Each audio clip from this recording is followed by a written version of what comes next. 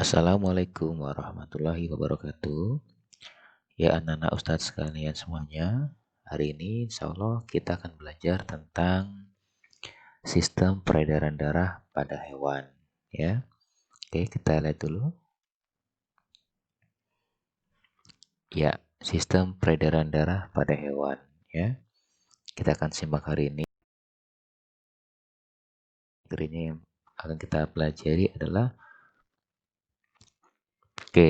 pelajaran kali ini kita akan membahas tentang bagaimana sistem peredaran darah pada hewan. Di antaranya yaitu satu, pada hewan serangga, kedua pada ikan, ketiga pada amfibi, keempat pada reptil, kelima pada cacing. Oke ya.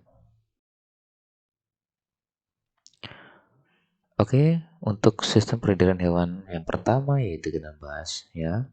Sebelumnya, kalian perlu ketahui bahwa sistem peredaran darah pada hewan itu terbagi dua ya. Yaitu yang pertama adalah sistem peredaran darah terbuka dan sistem peredaran darah tertutup. Sistem peredaran darah terbuka itu dinamakan sistem peredaran darah karena darah ataupun hemolimfa tidak selalu diedarkan melalui pembuluh darah. Pada saat tertentu, darah meninggalkan pembuluh darah, langsung beredar ke dalam rongga-rongga tubuh dan akhirnya kembali lagi ke dalam pembuluh. Lalu, peredaran darah tertutup ya pada hewan dinamakan karena darah beredar di dalam pembuluh-pembuluh yang saling berhubungan. Oke, next. Iya, sistem peredaran darah berikutnya yang pada hewan yaitu sistem peredaran darah pada serangga ya, yang perlu kalian ketahui. Jadi, sistem peredaran darah pada serangga itu berupa sistem peredaran darah terbuka, di mana sistem peredaran darah serangga itu terdiri atas jantung dan pembuluh nadi. Darah dan cairan tubuh pada serangga disebut hemofilia.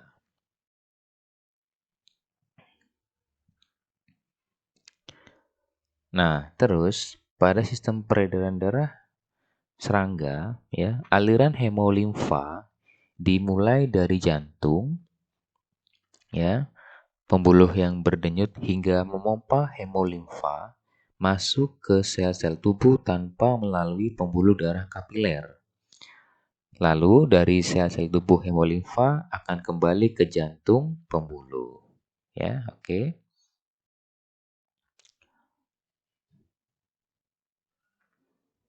Oke, yang berikutnya adalah sistem peredaran darah pada ikan, ya. Yang perlu kalian lihat, perhatikan, sistem peredaran darah pada ikan yaitu sistem peredaran darah tertutup, di mana jantung ikan terbagi menjadi dua ruangan, yaitu apa itu? Coba dilihat, serambi yang berdinding tipis dan bilik yang berdinding tebal. Di antara serambi dan bilik terdapat sebuah katup. Ya, nah itu jadi perhatikan ya.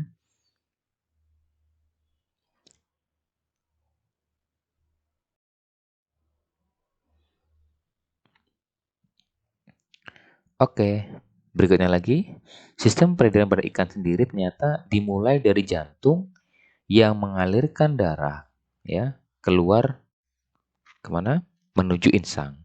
Pembuluh kapiler di dalam insang akan melepaskan CO2 ke dalam air dan mengambil O2 dari dalam air.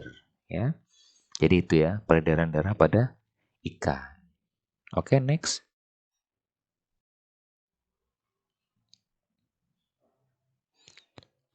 Oke, berikutnya adalah sistem peredaran darah pada amfibi ya atau katak ya. Di sini kita akan bahas katak, di mana sistem peredaran darah pada amfibi yang pada katak yaitu berupa sistem peredaran darah tertutup. Jadi jantung katak terdiri dari dua ruangan ya, yaitu serambi yang berdinding tipis dan satu lagi adalah ruangan bilik yang berdinding tebal ya. Jadi lihat itu, perhatikan antara bilik dan serambi ya. Oke.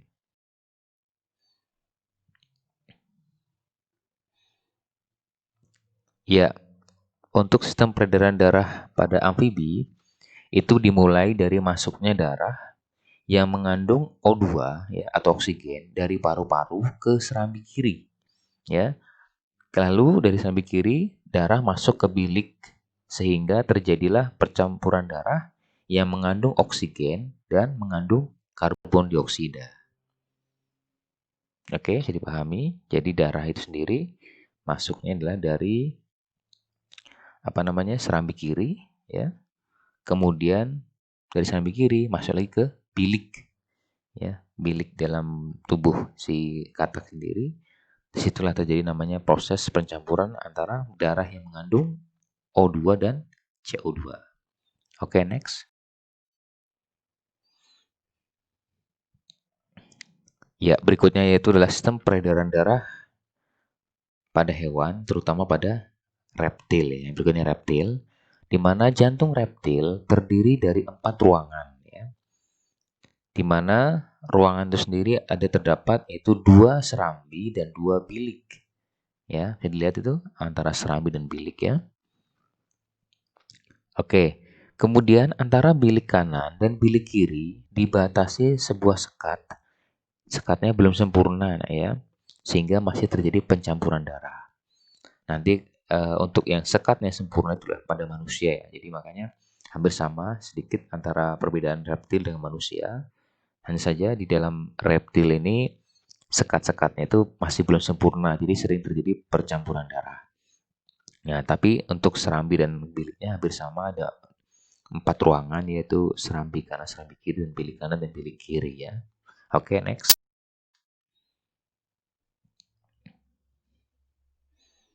Nah, sistem peredaran darah reptil dikatakan tadi sama seperti manusia, nah yaitu sistem peredaran darahnya adalah sistem peredaran darah tertutup dan peredaran darah ganda ya, karena darah beredar melewati jantung sebanyak 2 kali ya. Jadi sama ini ya prosesnya itu. Jadi darah dari jantung kemudian seluruh tubuh kemudian kembali ke jantung kembali. Oke, next. Oke, berikutnya adalah sistem peredaran darah hewan yaitu pada hewan cacing ya. Kita akan bahas ini cacing tanah, di mana sistem peredaran darah pada cacing tanah dimulai dengan masuknya oksigen ke dalam pembuluh darah dorsal ya. Tuh ya dilihat situ pembuluh darah dorsal atau punggungnya. Kemudian darah mengalir menuju pembuluh darah ventral atau perut ya, lalu ke jantung untuk dipompa ke seluruh tubuh. Ya, bisa dilihat tadi gambarnya itu. Jadi peredaran darahnya itu dari mulai masuk oksigen ya ke dalam pembuluh darah ya ke dorsal ya. Kemudian mengalir menuju pembuluh darah perut ya, lalu ke jantung untuk dipompa ke seluruh tubuh ya. Jadi itulah proses yang terjadi pada sistem peredaran darah hewan pada cacing ya. Oke, next. Ya. Jadi itulah yang bisa kita ini pelajari hari ini tentang sistem peredaran darah pada hewan ya. Mungkin kalian bisa jadi untuk tambah pengetahuan ya bahwa hewan-hewan itu juga mempunyai beberapa proses pada sistem peredaran darahnya. Jadi semua makhluk hidup mempunyai masing-masing ini ya sistem peredaran darahnya tidak sama ya. Bahkan antara hewan ya kemudian tadi reptil yang hampir sama-sama manusia tidak sama ya. Seperti itu. Oke. Ya, terima kasih. Semoga kalian semuanya sukses ya, kalian semuanya. Dan harus saya doakan kalian semuanya bisa menjadi orang yang sukses ya, baik di dunia dan akhirat ya. Oke, saya akhiri. Assalamualaikum warahmatullahi wabarakatuh.